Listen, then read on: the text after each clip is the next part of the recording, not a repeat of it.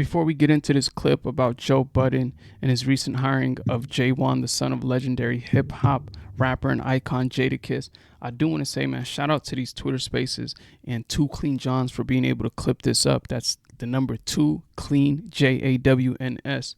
And they be getting straight to him. They don't beat around the bush off the bat. Like 4Extra say, they off the bat, they like, what's up with J1? Where was your motivation and inspiration? Or is that a sign of nepotism? But instead of me talking, we're just going to jump into the clip, man. YouTube channel, Two Clean Johns. Whoever you are, you have been secretly dominating uploading Twitter spaces. I got his subscriber. Can I bring up some of the science that they were talking about last night really quick? Go ahead. Oh, God. So if we would say that J1 is not on the cast because of nepotism, can you say what put him on your radar if it wasn't nepotism? Like if it wasn't, because Jadakiss are homie.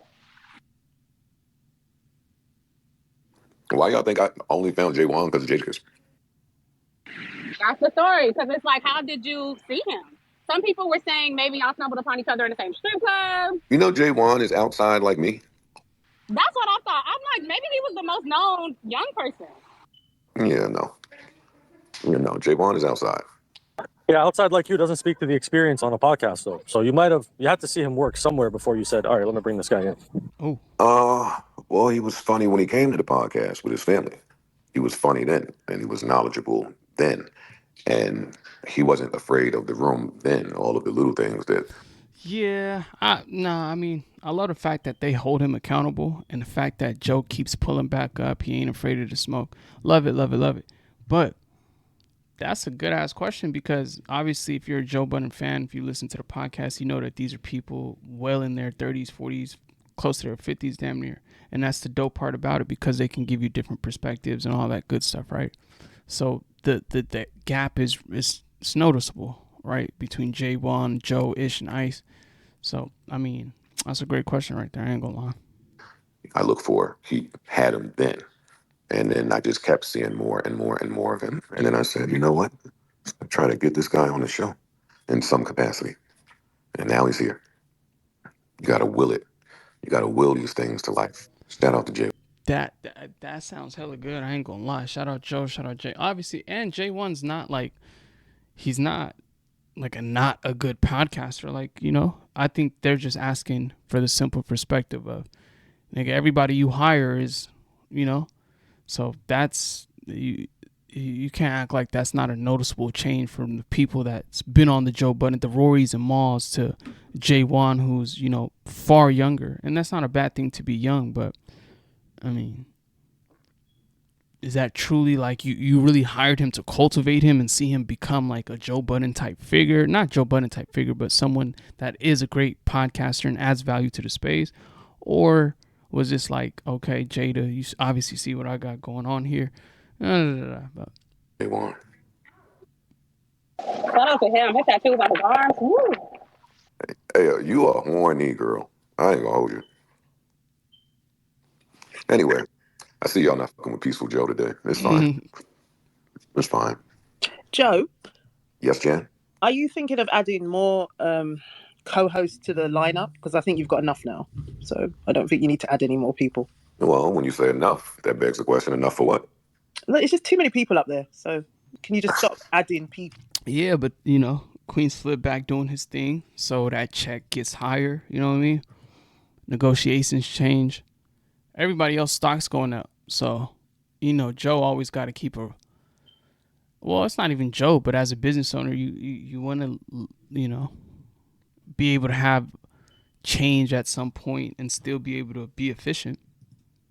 I like Mark Lamont Hill, though. I mean, I think he's a good addition. So you like him, but don't add anybody else. But no one else after that. It's just too much. It's too many.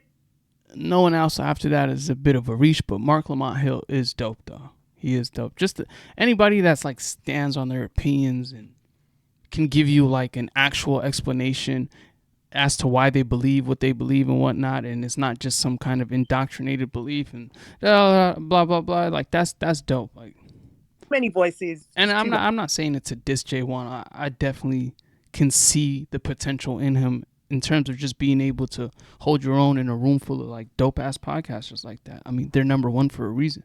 Much at times. Well, I agree with that, but this is how these types of things have to go. until you just find what works. But you're planning on not being there all the time. That's what I get from. No, I'm planning on being there more. Oh right, okay. I thought you were. I'm only 44. Don't age me out. Don't age me out again. I plan on being there more. I want to. I always want to do more. It ain't time to step away yet. I know I said that, but that was like the end of the movie. Okay. Do you think what's his name? Jadakiss' son. Is it J1? Is that how you say his name? J1. J1, yes. Do you think he's doing well? What do you think so far? I think he's doing great. Why? Not well. Great. He's doing great. Okay. What was it about him? Why him? Are y'all trying to jump on J1? No, I like Nah, I honestly like. Oh man. No, he's fine. I don't know. Your line of curious. questions don't sound like you like him. I don't know, Jan. No, I just wondered, like, what was it about him? He's fine. I just wondered, They like, why stay him? kicking his back end on here. Do they? Oh. Is there anybody that y'all just don't kick their back in for a little bit?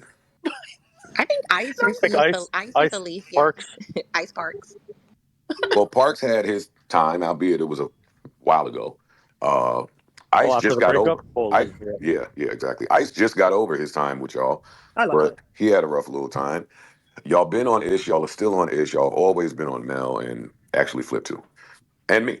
So yeah, this is like we're trauma bonding at this point. He got up out of there.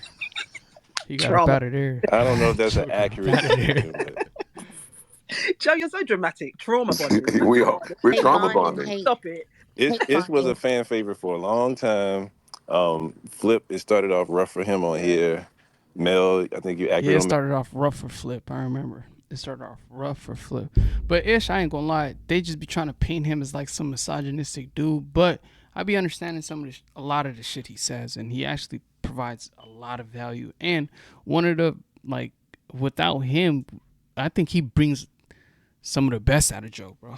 When they be having him like back and forth where it feels like they forget that they were friends for like the last 10, 15 years, I'd be like, okay, yeah, that's content. Mel, but everybody been giving Mel their praise as of late. Manny was a favorite at first. You know, some people have soured on him, but I feel y'all turn on people fast. That's what it is. Like I don't. The honeymoon phase with y'all is short. No, not true. But he really got up out of there because he still hasn't answered that question. Welcome a nigga with open arms for. That's when some of us thought the regression in Ish's potting skills started happening because there's more mics. Yeah. So that's when we thought the regression started. And that's after what, 2 years of them being there? A year? Yeah. For a year? A year? Yeah. That's not 3 weeks. He was a fan favorite for up until Flip and Mel showed up. No, it was the fact that Joe has such a dedicated fan base like that can, like, are like analytically breaking it down because okay, the 2 years they were here it was regression, and then we looked at the stat chart and the flow charts, and I'm like, that's fire. But then again, just imagine like how heavy that might be on. Because I remember I was listening to one of the spaces and Imani was like, man, this shit's actually fucking with like my real life. Same shit with Ish and shit. But at the end of the day, like, they're able to break down your podcast analytics from a fan perspective. Like, he was a fan favorite even after that, because even with Umar, we knew his style. When he was arguing with Joe about the hookah and kissing the girl, he was a favorite then. And I kissed Shorty. What? What? Oh my God. Nasty like that, man. Damn, but yeah, what do you guys think about the J1 hire, man? Obviously, if Joe hires you, you feel me, and you're able to just hold your own in that room, because it'll say, like, I mean, it'll show, it's heard millions of people monthly, you feel me? If you listen to Joe, you obviously listen to Joe for a reason. So if there's any kind of change or shift in that, it'll be noticeable, right? So obviously the guy definitely brings value, but I mean, I can see how curious minds want to know if that is a nepotism hire, or did Jada being his father have anything to do with that hire. But what do y'all think though, man? Let me know in the comments. And yeah, shout out to 2 Clean Johns.